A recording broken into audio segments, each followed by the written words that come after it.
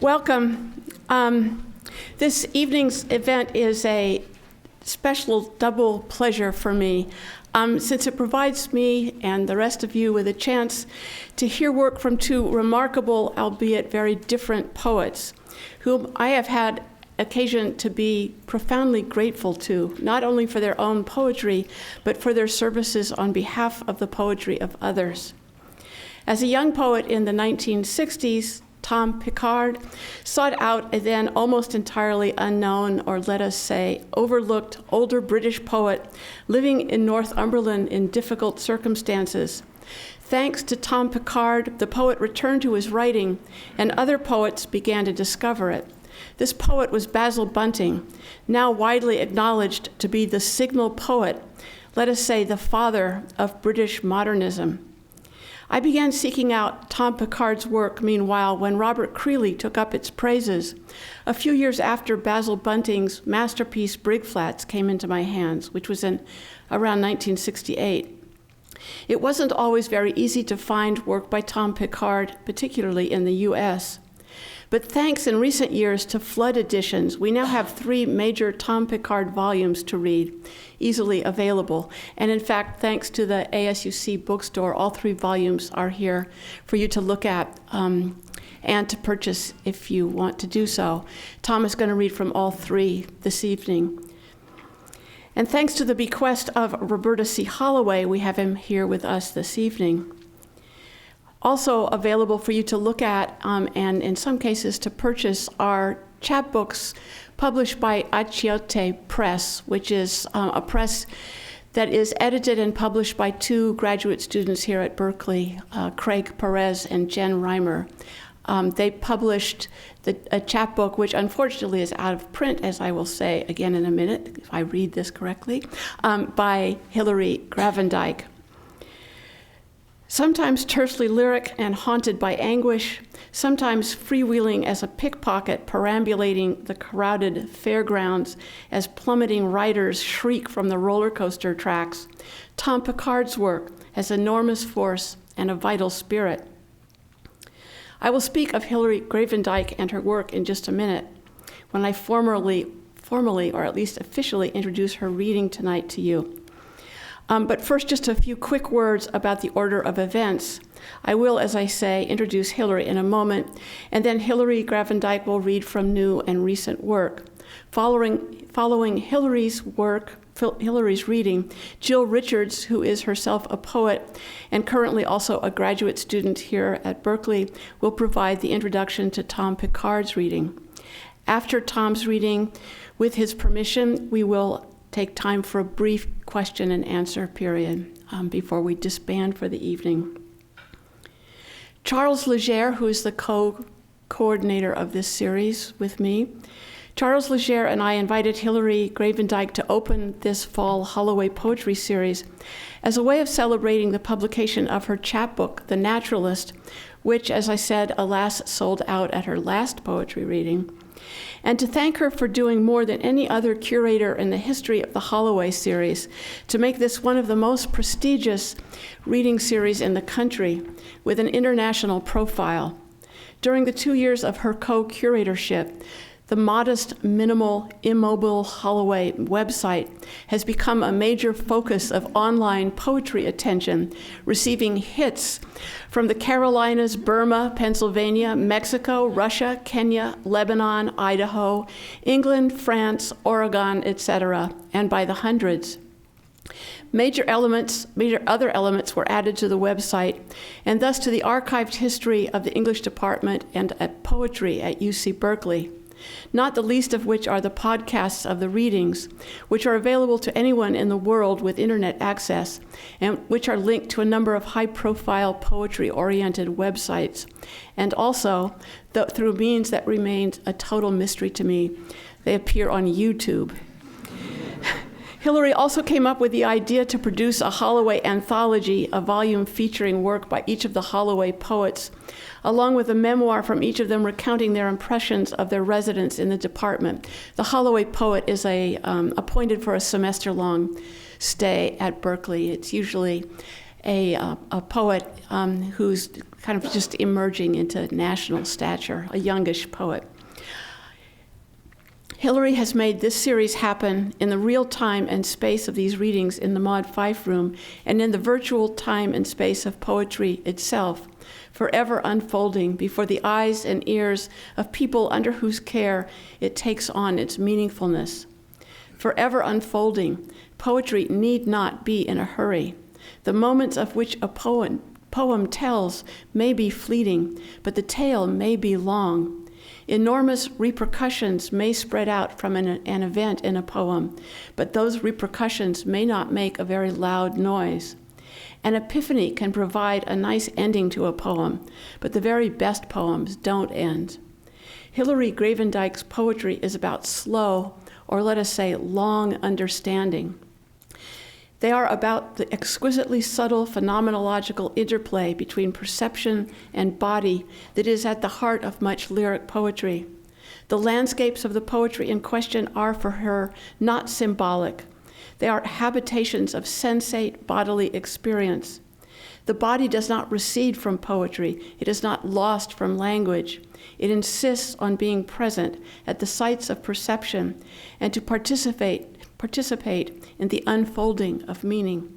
In her work, Hillary tends to eschew commentary, withhold opinion in favor of observation. But those observations result from exquisitely intense scrutiny and a vivid sense of reality's physical effect on the essence of who we are. It is as if Hillary introspects the external world, as if the self, that infinitely complex quandary, were the soul of reality. The poems are an amazing imaginative achievement. Please welcome my friend, the poet Hillary Gravendyk.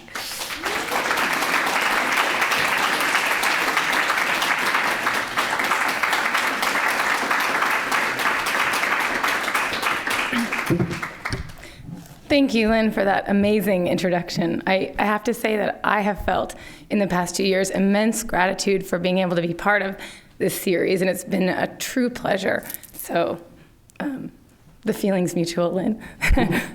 I am going to read a few things from the unavailable chapbook and a few things from my manuscript and a few new things, which are very new, but I'll just try them out on you guys. The first poem is from my manuscript. It's called The Light in California. In California, winters are pleated. In the afternoon, the gilded light tilts suns in the bellies of spoons. The tricorn leaves adhere, then lift against opacity. A grass gold corona, gold behind and through. In the sitting room in California, the cold light pushes the golden. The painted ceiling works like a painted tree, leafing and stoked with gold. In a bleakness postcarded with citrus, melted light running along channels under floorboards and globed greens, goldness that could fill a lung. California, in particles sifted out of pans and blown into stiff blue air. California, sharp with golden barbs, in an eye full of blinking shards, thrust into a photograph, gold and gray on a yellow wall, in a room nearly full of objects, in the shape of afternoons. That amber light as soft as money is in California, in California.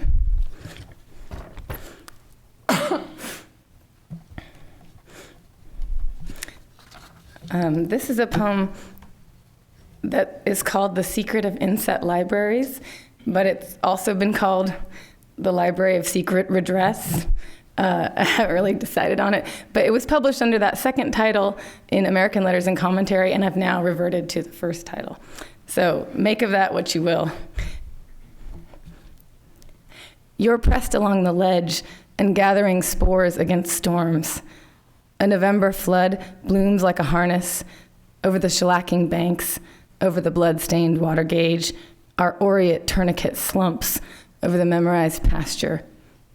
And you've plunged a wet hand into a cluster of paper, into a rifled bed, our hungry animals mewling into bundled softness, warm as a paper cut. You've slid a hand behind the fireplace, humming and removing an error. This isn't a latch, it's a tunnel of keys.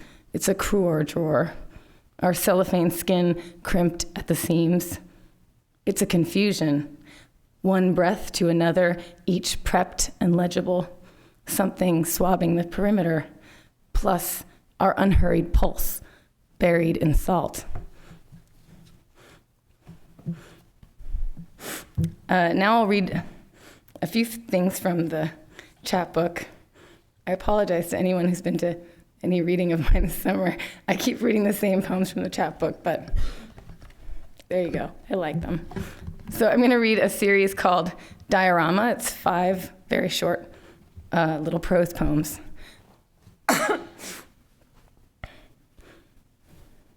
Diorama. Things are amiss here. Green dominates like a hand, each light greased and mirroring. If we were a box, orientation would cast our shadows strangely, and toward what would we face ourselves? Outside is a blue mouth stuffed with wet canvas, a long brick of teeth, our thick hearts sheathed in algae. There's enough room to adjust the vantage. At some points, it's quite pretty. Diorama. Against a rosy pane and a rough wall, a hand might be pressed, rudely or with delicacy, might leave a mark combed with prophetic lines, or else a blurred star of heat. Down such a long hall, goodbye gets repeated until it becomes our politest greeting. Inside, things are sizably arranged, each to a season. They may appear quietly and more elaborately than they are, but sheltered against the elements, how could they appear otherwise? Diorama. Wisp of the plush sky wraps each moment in a sheet of thin paper. There is an adjustment, one hand to the other hand. Perhaps the heft of each item will keep increasing, though we might substitute each other for any bright possession. Between that equation and these copper stars, the backdrop makes a fascinated sky, a stiller screen for the interchange of memories. But who names one frame merely eye straight, one frame true? Both are a strange border, our own hands and our own faces.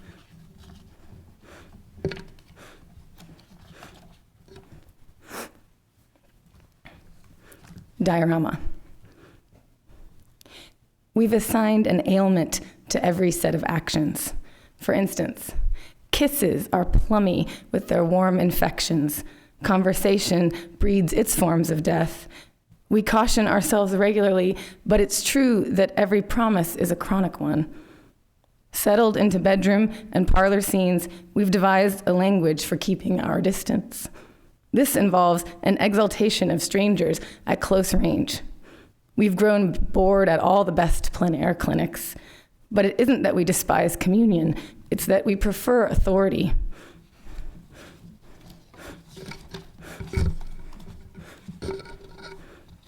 Diorama.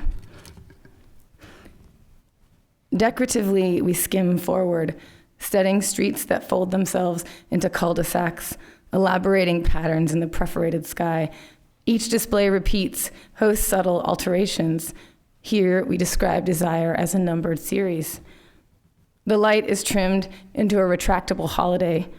Glass bulges with what passes, what is preserved. But let's say that clanging is a moving train. One should always be reminded of being left.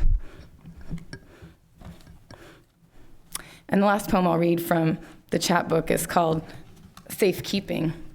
And though you might not know it, it's actually about the current state of the United States and abroad. These were our secrets. Samples from a charred heart, beak ligament, sharp fist of serpentine. We traded our phosphorus and filament for a 10-pin lock and were comforted. We knew that the right chemicals could make anything glow, knew that our discoveries were too delicate for exposure, and how distant, how troubling outside our rare cabinets. A little more protection and another specimen, clinging ring of iris, breath bottle, bone, or scab. It was dangerous, but it was ours for safekeeping. We wanted something coarser than blood to course through us, bee swarm and fiberglass, wanted to glitter and wound at the same time.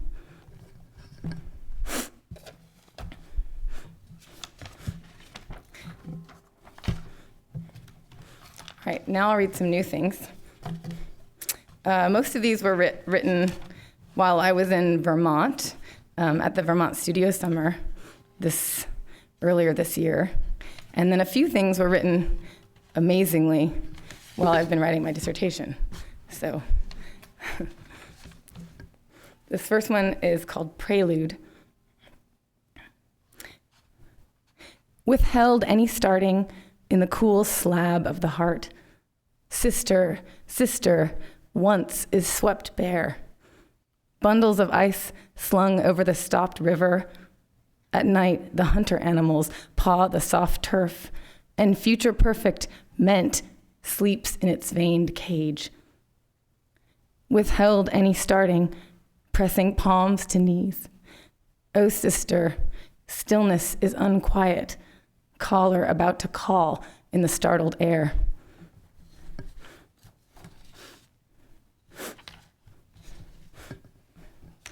I got to have a lot of conversations about art when I was in Vermont because the studio center is mostly visual artists, actually, about 50, and there's about 8 writers. So that was great, actually. And so I wrote this poem after a studio visit with a friend of mine who's a textile artist. It's called, I don't know, I need to change the title, but it is called At Home in the Avant-Garden. What do you do with the neon thread? Imagine an age of space-time continuums, then stitch over it. No one's going to argue about which shoes go best with the moon, but let me suggest the red ones covered in travel. Someone packed a bindle stick of pink light and oranges, snapped a shot of the silhouette-strewn horizon, and lit out for the territories. If reflections of the world are the world, then what's that where forms of transcendence fly up like sparks? But what's that where? Someone sewed up the horizon, and little beetles of hot ash can't winkle out into a blackness that isn't the blackness. Someone rode a hot pink zipper across a tyrannical planet. Someone unraveled the moon. There's a zipper across the constellated air, and it's the same color as the air. I guess you could call it subtle, but where does that get anyone? Back to wet French lilies and girls at wash basins? You can't force a forced smile, so let's call it a machine for thinking and leave it at that. Whether you set the alarm for materialize or vanish, that's the place you want to keep waking up.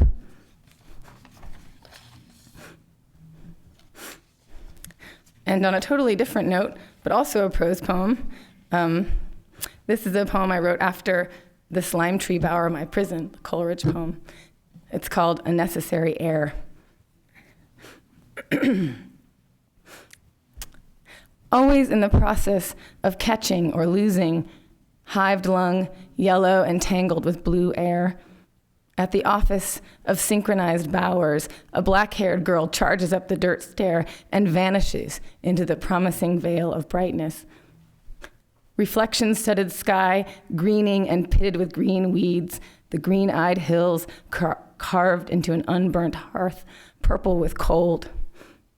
She wanders in gladness, picks along the rinsed rock ridge, curls into the heat of an appealingly bleached summit, blood warming in its tunnels, ice cracking underfoot. Now my friend emerges from the breath-hot cloud, perhaps, into sharp air thinned like a row of seedlings, passes beneath the stiff wing of a white fir or beneath the shadowed ripple of a bird flinching into the skeletal air. Once we whitened the hides of animals with blue soap, a prism trick. Once the crowded cattle pressed their hooves into the purple-black muck and slept dreamless and musky with each other's heat. that clouded feeling in the chest, that sound the body makes inside its own weather. It reminds me that one kind of sleep might feel like another, lime-starred or distant or yellow with fever, sucking down the necessary air in the obscurity we make for ourselves.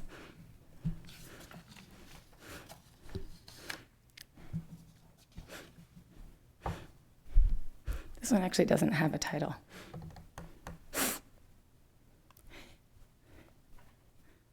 Rewind the fleshy fields in the Jamericana until the bulls are buttoned to their teaser cows in the sugared remember field outside the outside.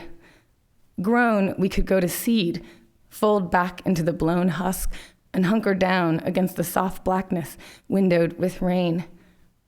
Even reversal leaves its mark. Seamed hillside, belly of scars. Someone set a plow against an icon-streaked sky, furrows combed and ready to yield and yield. But here we screen the evenings against a blank lake, and it's a disowned sweetness spilling from the vents, that coil of wanting that lifts us from one ledge to another.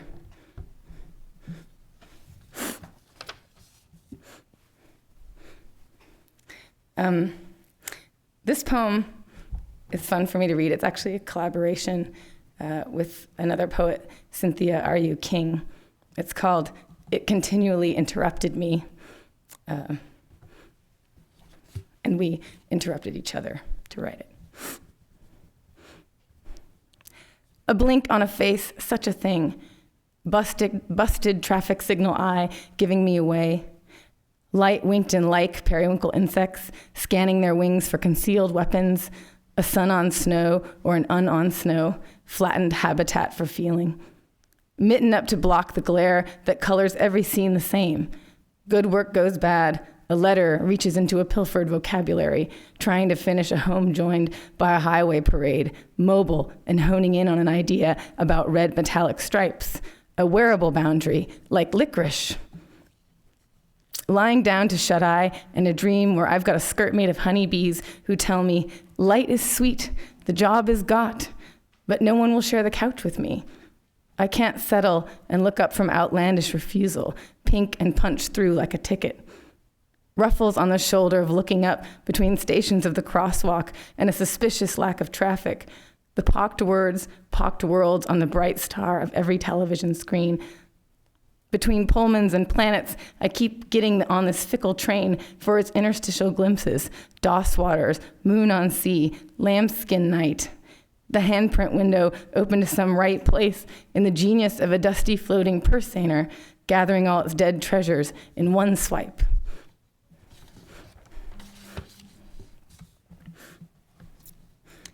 I've got two more.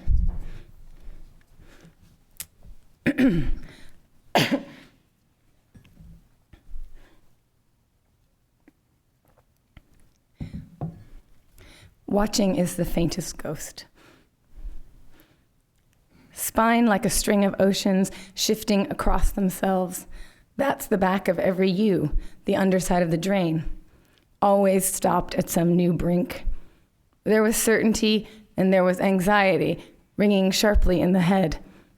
In a crowd of animals pursuing each other, you were a ring of blue gas.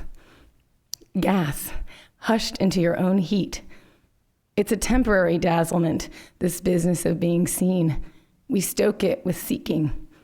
If I were either of you, I guess I'd say it's not a sense, it's a spectacle. There are onlookers. And the problem of suffering as a set of values is like the way a feather crumples at the edge of any flame, cringing into itself.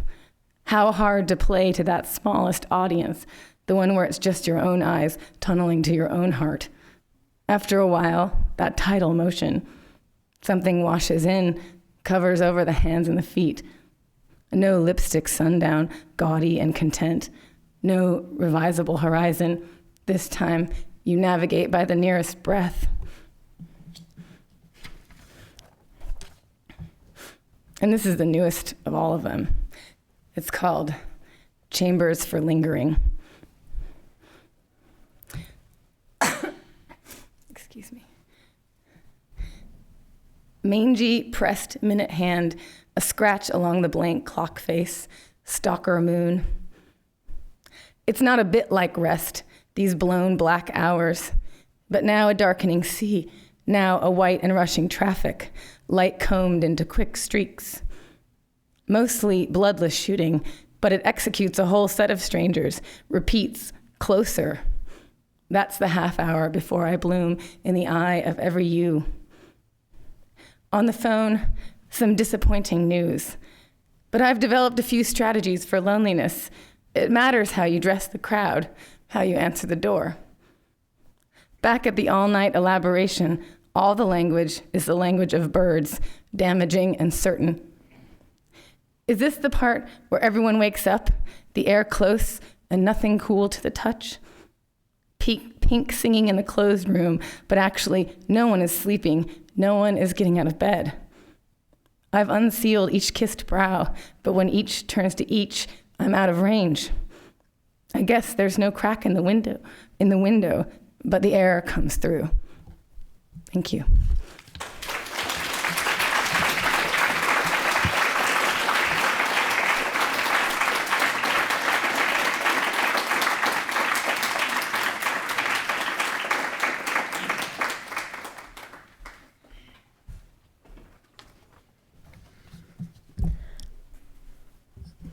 Tom Pickard is the author of 9 books of poetry, most recently The Dark Months of May in 2004, and the libretto, The Ballad of Jamie Allan in 2007.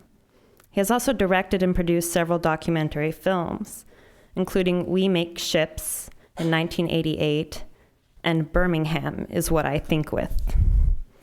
I think that's an excellent title. It seems to me that poetic introductions generally pick a metaphor for the writing and run with it. With the archaeological dig in mind, I had planned to talk about Pickard's poetry as a mode of gathering evidence, a shoring of words as a kind of historiography, a sounding of local facts and daily particulars, of forgotten narratives and materials. But at some point, I had to admit that while I was a little right, I think this is mostly wrong. The poetry is not so much a collection of evidence or information than a questioning of the possibility of poetic evidence at all. It is, I think, a questioning that nevertheless insists upon the effort of looking back to what materials can be found, sometimes feisty, sometimes dour. The poems then are always caught between impulses, always working through a vexed relationship between historical particular and lyric form. In Fragments from an Archaeological Dig in Gallowgate, Pickard considers the excavation of a single locality. I quote, "A derelict World War II air raid shelter where a homeless man sleeps. A writing is a trail of evidence, tailor-made for trial, but then continues on an ore tattooed on membrane, a kind of welding, a matrimonial mirror making maps between synapses." Here again, the poem conveys a trail of evidence. But then consider the ore and its antithetical possibilities, the bouncing of sound structures, ore into mirror, tailor, finally theoretical, a welding, if you will, that obscures or remakes the trail of evidence it claimed to preserve. Or rather, the poems are constantly thinking about themselves as confounders of what runes they have to work with, not so much preserving historical specimen under glass, but acknowledging that their method of conservation is always already cast inside another historical form, that of the lyric poem. It is the tension between modes, sometimes a dance or jig or welding, that the poems grapple with. What peoples or histories or soil deposits they manifest is then thought of inside and through a lyric tradition, when continually singing the gap between its alternatives, both a shoring up of forgotten histories and a necessary confounding of what evidence is there to be had. Please join me in welcoming Tom Pickard.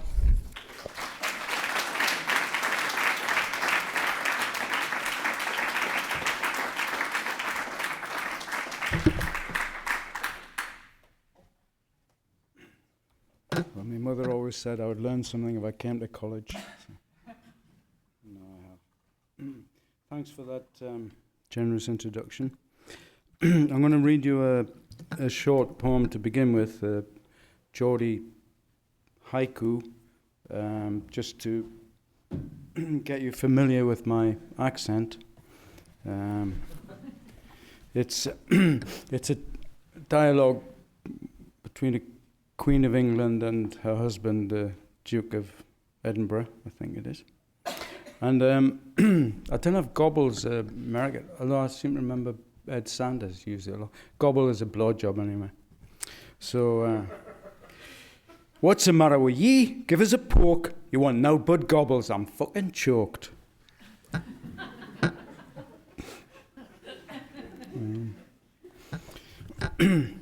And as I think Lynn mentioned, our friend Robert Creeley, I'll read this little short thing I wrote recently. The whole sweep of the day. If I were Creeley, I'd know what that meant, and I'd make it a poem, but I'm not, and I don't, and I have. Seeing as we're with friends, was it a reading in Amsterdam in '78 with Tom Rayworth, and I don't know, we just arrived in the train, and Ted Berrigan, another good close friend, was reading his endless poem, Train, and I was so pissed off with it, dying to get to the pub or go to sleep or something, you know. So I wrote this in response. A poem by Thomas Rayworth and Pickard to Ted Berrigan on a train ride from Amsterdam to Den Haag in pursuit of a Polish visa. Anywhere is a bad place to be stuck.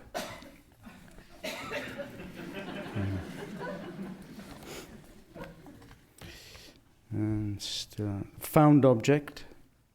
Don't get me wrong, neighbour. I just want your dog to stop shitting on my doorstep. I may be dissing it. It could be a bitch. I'm not saying it is. I just want it to stop dropping the poop on my stoop. Okay. So, I think basically I'm just going to read you through the 3 books, really. Slow, not all of it. I have to warn you. When I no longer see you, may those who see you well. Walking with a long view by some swelling water or declining fell. Wearing, as you do now, a sleeveless blouse, your girlish shoulders straight back, once dark hair thinned and silvered as the sky your bold eye scans.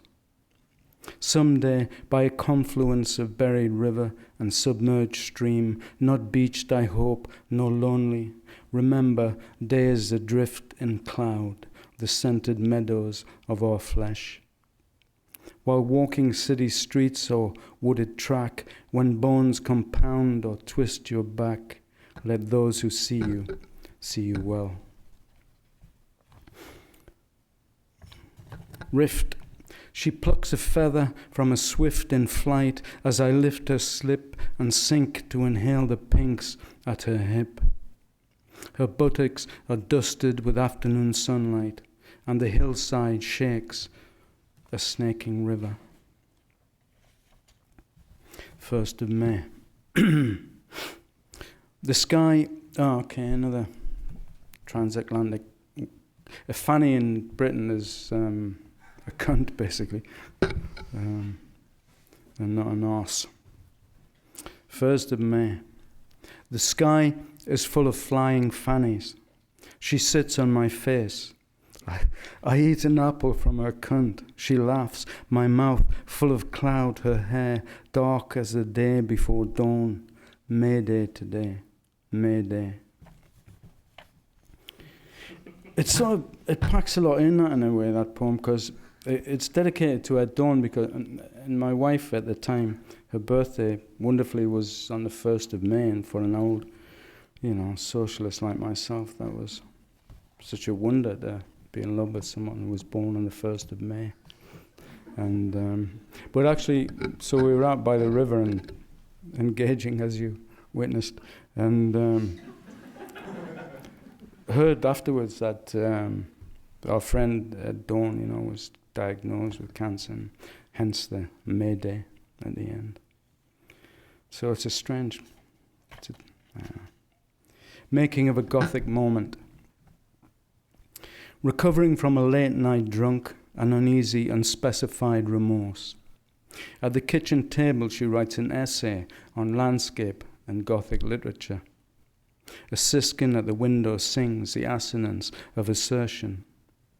Before taking up a book, I look to the law and remember her at this window, naked.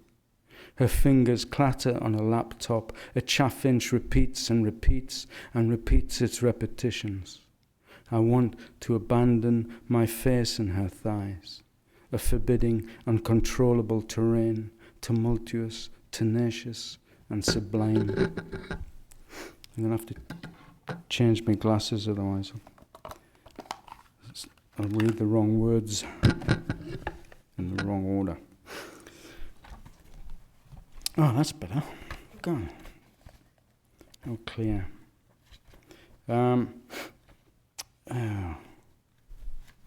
This I've just heard recently that a good friend.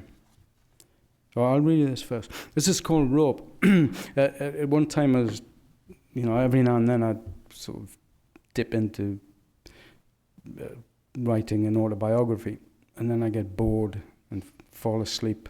By the way, if I fall asleep during this poetry reading, it's just throw something at me, preferably money.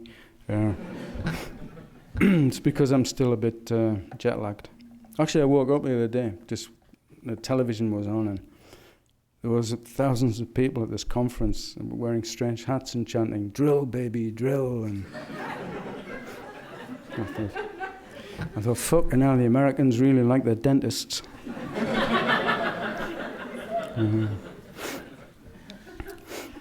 Anyway, so when I was writing this autobiography, and because I was thinking pretty much and recalling memories, I sometimes dream about people in the past, and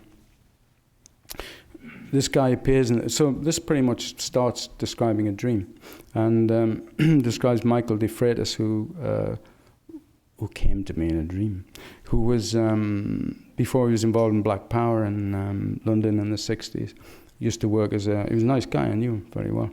And but he worked his previous life, he worked as a bouncer for a thug landlord who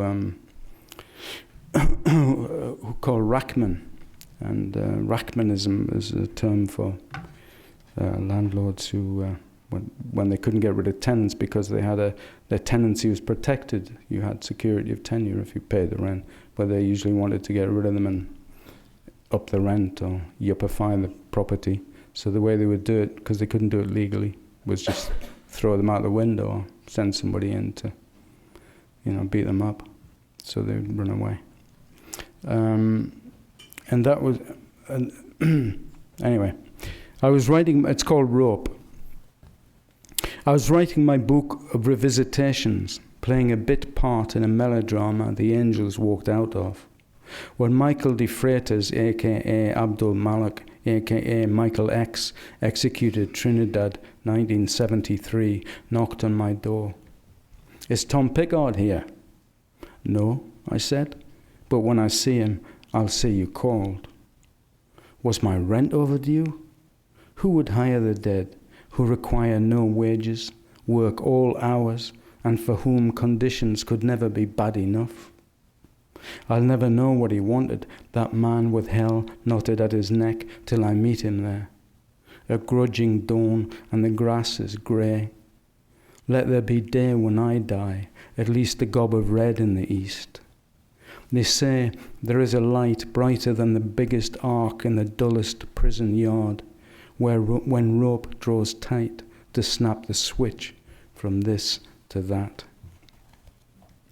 And on that theme, so Margaret Thatcher changed the laws, so that it's very difficult now for poor people to have any sense of security, because you only all you get is a 6-month lease, so try and put your roots down with a family with 6 months lease. And our friend Tom Rayworth recently is recently been made homeless as a direct result of those Thatcherite laws. This is a poem called Winter Night. Street lights flicker, windows shake, rain sweeps down, and I'm awake on this winter night. Put my bags down by the door, I won't bother you for more. Streets outside are long and cold, I am getting far too old, I don't need to be told on this winter night. Call a priest, call the Pope, give me shelter, give me hope, give me some more fucking dope, sell my body for a bar of soap on this winter night. Ride the buses all night long, listen to a busker's song, he won't be singing that for long on this winter night. Fuck the beggars, fuck the poor, we don't need them anymore. Give me shelter, let me score on this winter night. Let me drink, Lord, let me sleep. I might be poor, but I'm not cheap. Give me snort, give me crack, give me smack, Lord, by the sack, till it breaks my fucking back on this winter night. Street lights flicker, windows shake, I don't want to stay awake. Wind and rain and howling storm, bless the day that I was born. Bottle breaking, bloody dawn, another winter night. Here's one to cheer you up. John the Baptist's redundancy speech. A gyro is a welfare check. Let me bring you my head on a plate, a dog to hang your hat on. The first telephone I find with a pub in it, I'll give you a ring, gyro permitting. And I suffered from once an attack of, which recurs now and then, of labyrinthitis, which is not being pursued by minotaurs, but it's kind of vertigo. It's horrendous, really. So I composed this while I was trying to recover and cope with it. It's called Labyrinth. Jackdaws hijack dawn. A storm cock throttles song. Rain splatters lilac on flagstone. The river heaves, breathes in morning. When she says silence, I'll give her my words. May. A comma is a rather rare British butterfly. May, in her black hair, a bridal charm. She blows a lace wing from her arm. Dark hairs white through blue. A black cock flew across a flowering ash. She sucks my cock by rock sank foil. A comma settles on her thigh. Wind fucks wind. Raving waters rush the clough, overhung with campion, stitched with time.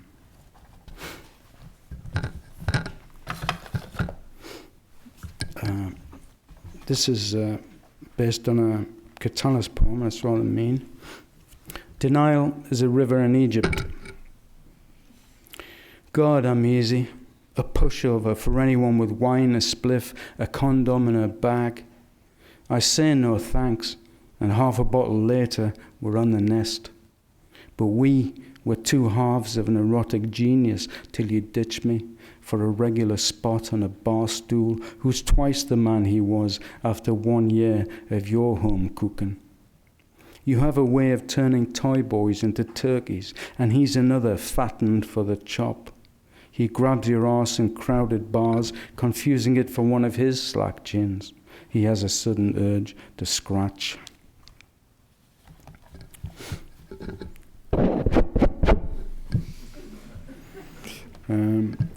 Here's a wind poem, rather short. I live about 2,000 feet above sea level on the edge of an escarpment, and I think it's the highest residence in Britain. So it certainly would make me the highest poet. Especially on a Saturday night. Where to go, where the wind blow, I do know, what I don't is all I got, goes the wind. Ancient stone dressed with lichen. Now the mushroom season is here. I remember she has the basket, but I have the knife. The real Tom Pickard. When I search the internet for a hit, there he is, deputy head of the FBI and tipped for top cop. Tom Pickard in Big Drug Bust breaks a paedophile ring, says we're stalking the terrorists. Tom Pickard takes on the mob. I hope they don't trace him to me. I'm easy to find and forget. His friends will disown him. All his enemies become mine. Self-abstracting poem. Rowan is a ash tree. Pale rowan, a breeze of rowan lifts a pale curtain of cloud where hawks stake a claim to a drifter's sky. The lick of jigging water over rock takes thought with it, and every it is. It and us outside it. I outside us, and us it inside of I, and out. Or hung, tail slick as a pack of cards, scuffing gushes over lush mist that skulk cloughs, while swift streams skim speech from streets of the sea. Now I'll read you a few from Jamie Allan. Jamie Allan was, he was an 18th century Northumbrian piper, and an extraordinary musician, a gypsy from the borders of Northumberland and Scotland. And he was so, extraordinary musician that he was often patronized by the aristocracy. Became at one point the Duchess of Northumberland's official piper. But they sacked him when his behavior began to equal theirs. But he's a kind of a legend amongst folk musicians from that part of the world. And in fact, I think, maybe true here, if you learn the fiddle, start learning to play the fiddle, one of the first tunes you learn is called Jamie Allan. And so, there were biographies published about him shortly after his death, and he died in 1810 in Durham jail at the age of about 77. And because he was as good a horse thief as he was a musician, and stole a horse at the age of 70, which was how he, and rode it from Newcastle 50 miles into Scotland to sell it, as was his habit. So I knew about him, and there was these kind of picaresque biographies of him, and the stories are extraordinary. And everyone thought he was just a huge liar. This book was supposedly, the biographies were supposedly written, from conversations with him. So everybody always thought he was an enormous liar. But I wanted to check it out, so I went to the National Archives and dug out criminal records. And one of his tricks, and army records, because one of his tricks, survival tricks, was to, join the army and get the recruiting money, and then get the recruiting sergeant drunk and escape, and do it the same again to the next regiment in the next city, And but sure enough, when I went into the archives and found the big book of deserters, his name was splattered all over it, So anyway, so it's a book for musicians, and I wrote this poem called "The Charm" for my friend Catherine Tickell, who's probably the best player of the Northumbrian pipes, and she told me she was developing stage fright, so I wrote this thing for her called "The Charm." You who make music and music makes, whose fingers fly, make of air a song, your breath be steady and the tune be long. Now, I also, because I was dealing with a lot of original, with depositions and documents from the 18th century, I found Charles Reznikov's as testimony a great model to emulate. Anyway, but it was very different to the kind of poetry that I've written, really, because I'm more interested in, my ears flying. Flying lugs, there's a great image. Sky is full of flying lugs' ears, as well as fannies. So this is this is from one of the depositions. John Bell, his information, 7th of March, 1776. On Monday night, John Bell's stables were screwed and his black mare went missing. On Tuesday morning early, Richard Thompson found a chestnut Galloway gelding, a black mare, a saddle, and a bridle missing from his stables. Thomas Trumbull, looking for his Shetland ponies and Galloways, met John Bell, who said, "It's market day at Edinburgh, they'll be sold there," and rode north together.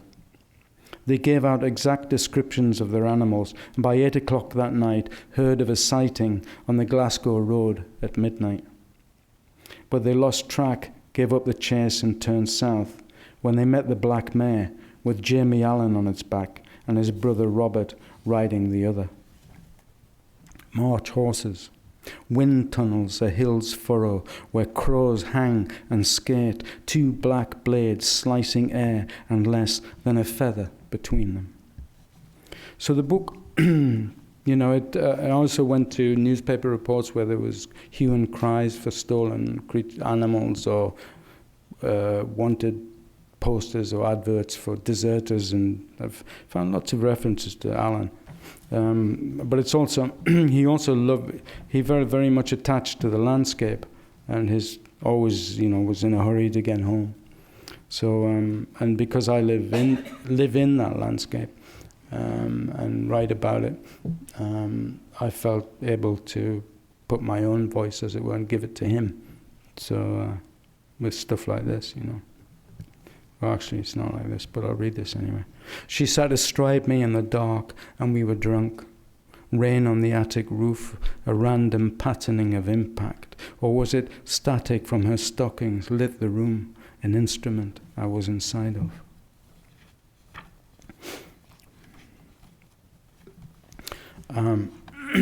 I was also really pleased to find that Walter Scott knew him.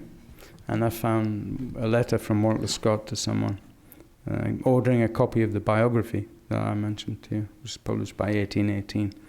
And he says, this is Scott, "When I first saw James Allan at the Kelso races, he wore the Northumberland livery, a blue coat with a silver crescent on his arm.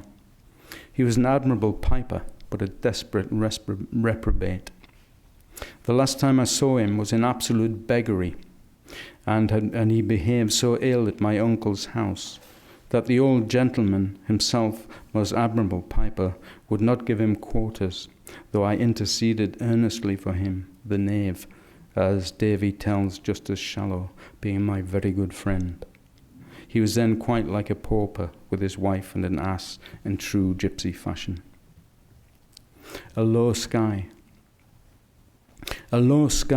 hung on the hills, hunched and harried like their shoulders and the ragged Galloway. The weather was like the border, ill-definable and sometimes impenetrable. They found a clough deep in rock, below a wind that screamed a sack of cats. They'd been there before, and they'd be there again.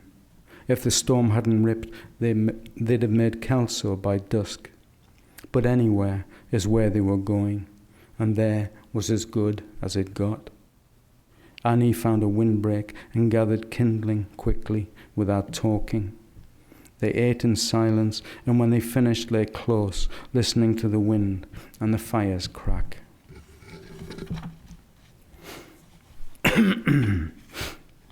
Now this, I wrote this, I developed a crush on Catherine, and I didn't get anywhere really.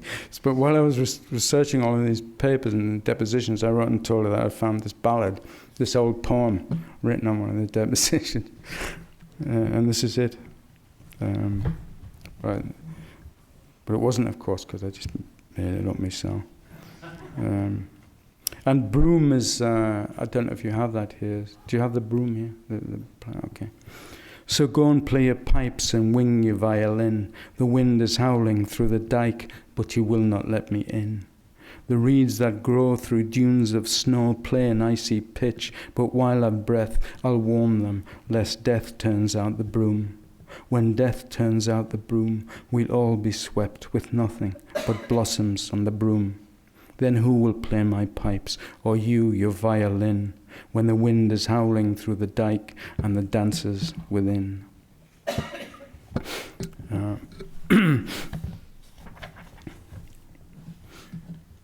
I'll read you this and then one more poem. Clouds drag shadows across contours. Storm. Sorry, I'll start that again. It's not your fault, don't worry. It's me.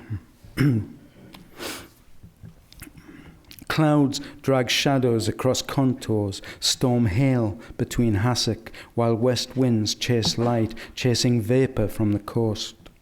A raven blows in with a croak and settles on a cairn, hears grass respond to gusts. Pale golden reeds are black, reflected in a pool whose surface stippled wind as her dress fell, light as a shadow on her body.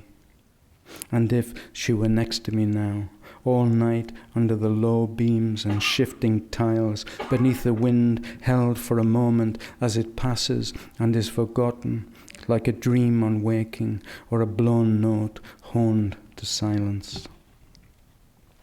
Actually, there's two more I'm going to read. So some of these are also written as ballads, and were sung in the opera. This is one of them. And hawthorn. There is a hawthorn on a hill, there is a hawthorn growing. It set its roots against the wind, the worrying wind that's blowing. Its berries are red, its blossoms so white, I thought that it was snowing. There is a hawthorn by a wall that looks down to the valley. Its berries are red, its thorns are sharp, it's where we said we'd marry. Its berries are red, its blossom is white, and the hail makes sharp weather. Without her now, I'll make my bed in the bleeding heather. Come with me, oh come with me, my darling.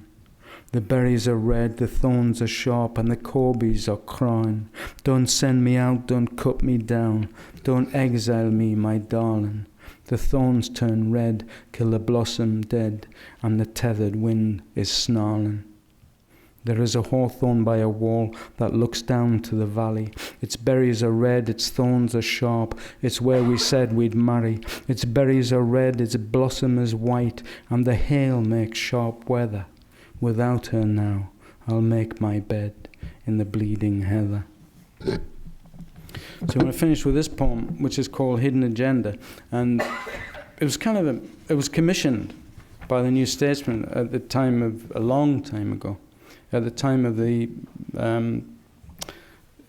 competition for the leadership of the Labour Party, which resulted in Tony Blair. And so he who led us into war. And so this was, and it was commissioned by the New Statesman, but they didn't publish it in that particular issue because they thought it might offend Tony Blair or some of the more reactionary Labour people, And Tom Raworth actually published it as a pamphlet. And then they were so embarrassed they published it in a later issue. So this is Hidden Agenda, my manifesto for the leadership of the Labour Party, and seems pretty current. Actually, I was here 4 years ago, exactly this time, at the time of the election. So I think if I come back in 4 years' time, I can trot it out again. I thought I just wrote it and I thought I'd throw it away, but anyway. Manifesto for the leadership of the Labour Party. I want to be an astronaut of fuck, to be flung into orbit around fuck. I want to be the oil in the engine of fuck, turbocharged with the rocket fuel of fuck. I want to spin on the pinnacle of fuck, to absorb fuck through my pores. I want to be swept in fuck, wrapped in fuck, swallowed in fuck, foaming in fuck, free in fuck, fast in fuck, fixed in fuck, loved in fuck.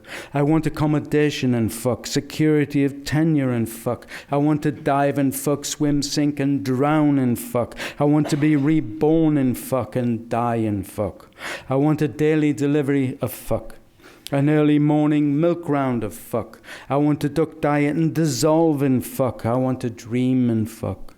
I want to fuck about with fuck. Floating fuck, shouting fuck, dancing fuck, singing fuck. I want fuck to pour down on me. I want cloudbursts of fuck and heat waves of fuck, swamps, blizzards, tornadoes and earthquakes of fuck, volcanoes of fuck, floods of fuck. I want to be deluged in fuck, immersed and inundated in fuck. I want flash floods of fuck, waves of fuck, tides of fuck. I want tidal waves of fuck, torrent streams and lakes of fuck. I want to turn on the tap and fill the bath with fuck. I want to be tossed in a force-aid gale of fuck. I want fuck falling out of trees. Fuck dispensed on the hour, every hour. I want to be glutted with the buckets of global fuck, interplanetary, intergalactic and colliding galaxies of fuck. I want black holes of fuck, forests of fuck, shoals of fuck, showers of fuck. I want cities built on fuck, fermenting fuck, farms of fuck, fields flowering fuck. I want to be lost in the Bermuda Triangle of fuck. I want to fling open a window of opportunity and fuck it. I want to be sucked in fuck, tucked in fuck, dipped in fuck. I want to lick fuck and drip fuck. I want fuck sent to me by special delivery.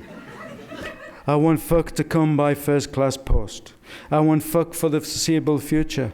I want to be baptized on the font of fuck, to get familiar with the fundamentals of fuck, to become ordained in the order of fuck. I want to travel daily on a fuck bus. To excavate the mines of fuck, to feast in the kitchens of fuck and be basted on the spit of fuck, to kneel and be knighted by the queen of fuck. Arise, Sir Thomas Fuckard, and kiss my quim.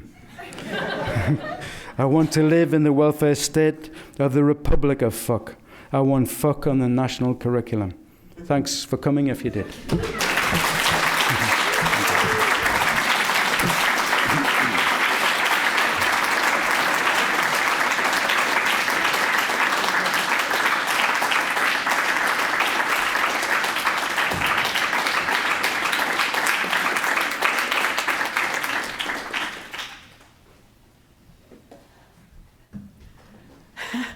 I don't know what kind of vocabulary to use after that reading.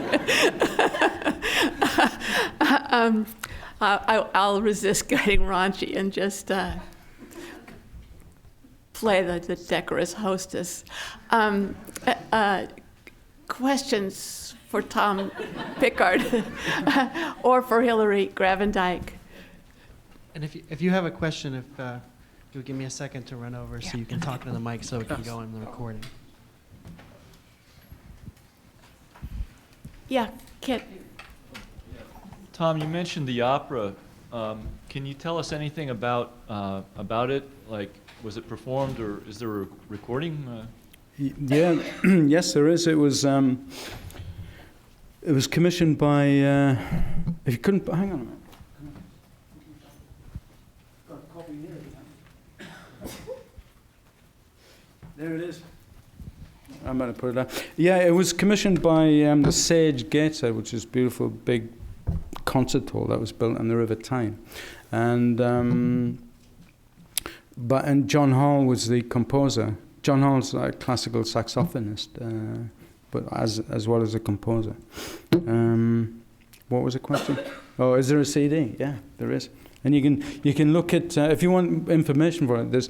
There's a blog thing we did. I think it's called Ballad of Jamie Allan.com or .org or something like that. But if you do a search on that, it comes up, you know.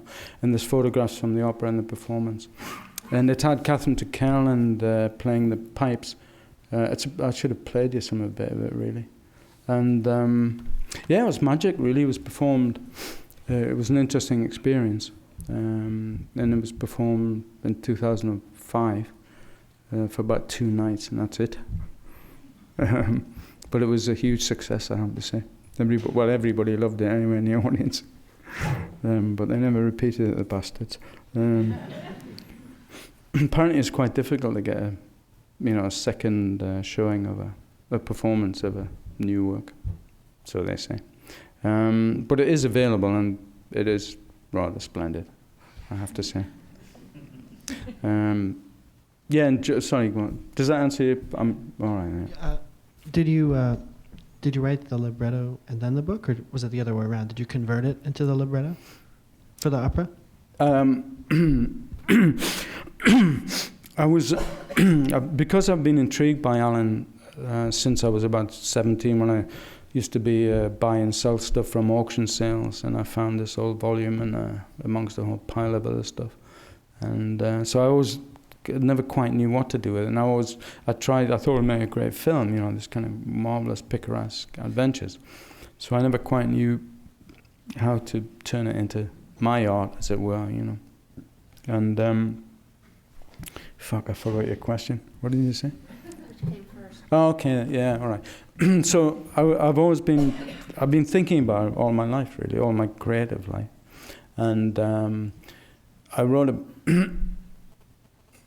it was the libretto first. Well, although the libretto has in it at least 4 or 5 songs that I'd already written, which were pretty much about my marriage bust-up, and so that's why it's so sad as an opera. And then, but that was okay, because it was really interesting to work with John Hall. I mean, so first of all, it was a libretto, and but he said to me, well, all I need is 10 songs, and I said, well, I've got a few already, but then I persuaded the people who commissioned it to give me some money to do some research. So I went to all these archives and started building more material, much more material than I could possibly use, and in fact spent more time thinking about the research than I did about the libretto, really. But John was so professional, he knew exactly what he needed for the duration, and I just slipped in as narrative some of the research material, but. It was first of all, actually in the CD there's a booklet which has just what the libretto is, which is pretty much a very pared down version. And then I wanted to publish the material, and also wanted to continue researching it, and I also wanted to add a lot of the material which I wasn't able to put into the book because it was interesting. And Devin, my publisher, Devin Johnson at Flood Editions, wanted to do it. And I just gave him the libretto at first, and I thought it was crazy. I should add more material and build on it and expand it. So all of the documentary poems, of which I only read one, about Jamie Allan stealing the horse, which were taken from depositions, quite a lot more of those stuff. None of that was used in the libretto at all. So the book actually, first of all the libretto and then the book. And I'm still working on it, I'm developing it, I'm still researching more of that material. And I'm going to expand it. You said that because you live in that landscape, you felt able to write about Jamie Allan and to lend him your voice. Could you talk a little more about that process and the importance of the landscape for choosing him as a subject? Well, the landscape. Well, we had in common a love of that particular landscape. So, and a lot of my work over the last 6 years, a lot of the poems really engage with it. Somehow it just slotted in, and the material. There's a documentary material. The book consists of depositions, some just little bits of the actual straight document, and then I did a Reznikov on it, and just really cleaned it up and sharpened them up and tightened them and made it into a narrative. The poems. This is documentary poems, but also just because I just felt I was thinking very much about him as a character, and to some extent I obviously had to identify with him, and I was able to give him the poems that I'd written myself about that landscape would be like an inner voice. I give him a narrative voice in the book as well, where he's commenting on his life, but all of which is pretty accurate from what I've been able to find out about him.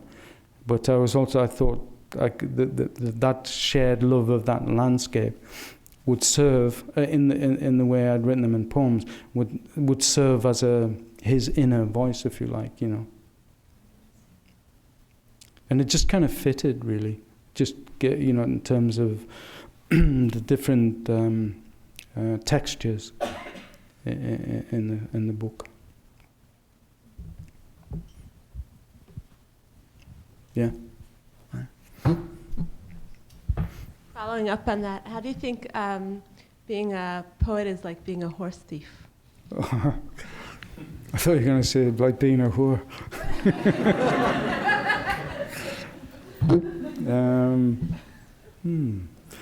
Not really, no. It depends, really. I wouldn't have thought most of the poets in here feel like horse thieves. Well, they might feel like horse thieves, but they don't behave like horse thieves, I don't think. The horse thievery was a capital offence, you know. Most of the crimes he committed were...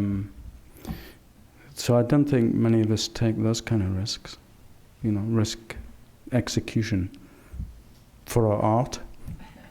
We might for survival, which is what he did, which is why he did it. I don't think he was a greedy guy. It's just to get by. But do you think poets are like horse thieves?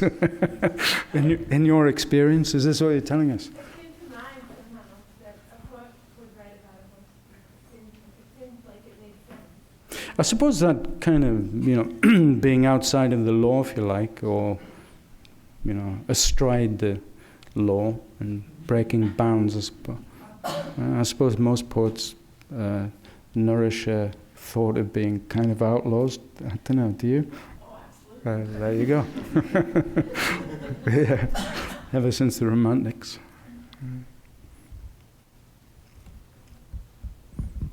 Any other questions for Tom Pickard? Okay. Where can you buy the book? Just here? Well, I was going to say, do you feel any connection with the Romantics since you mentioned them? Do I have any connection? Do you mean, am I... Well, creatively, am I I that guess. old?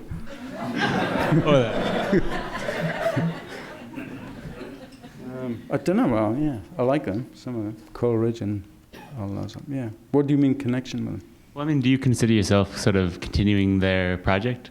Oh, yeah, I do, yeah, to some extent. They interest me a great deal. And I suppose I have a lot in common. Well, I suppose so, because where I live is this 2,000 feet above, as I told you, above sea level, right on the edge of this escarpment, and the winds are ferocious, and I rather like that. And in fact, I've made some recordings. I got a friend, a girl who plays the Celtic harp. I persuaded her to take it onto the fells, under the moors, and you know, rigged up microphones, and I've recorded this Aeolian. Is that me or you? Is it me? I didn't think anybody had my number. No, they haven't. Yeah, so I suppose so. Yeah, I think I share some interest, very much so. And but as I say, this Aeolian harp stuff's great, actually. Wind harp. Yeah. I should have brought them. Sorry. Do you have a favorite poet? I have a few. Yeah, too many to mention, I think. There's a tactful answer for you. Yeah, I mean, I like the poets. Well, the poets at the moment. I mean, obviously, I've read poems to poets who are friends, who I love, and whose work I love tonight, who've been mentioned. But also, particularly at the moment, I find Charles Reznikov of great interest. You know, of great use to for the work I'm doing at the moment. I have a great interest in him. Not just in how he applies. Well, I suppose his approach to history, really, and culture, and using documents, you know, history, and to give voice to otherwise voiceless people who might be forgotten, to remind us who we are and where we come from, and also his sense of family and across continents and migrants and all of that sort of stuff.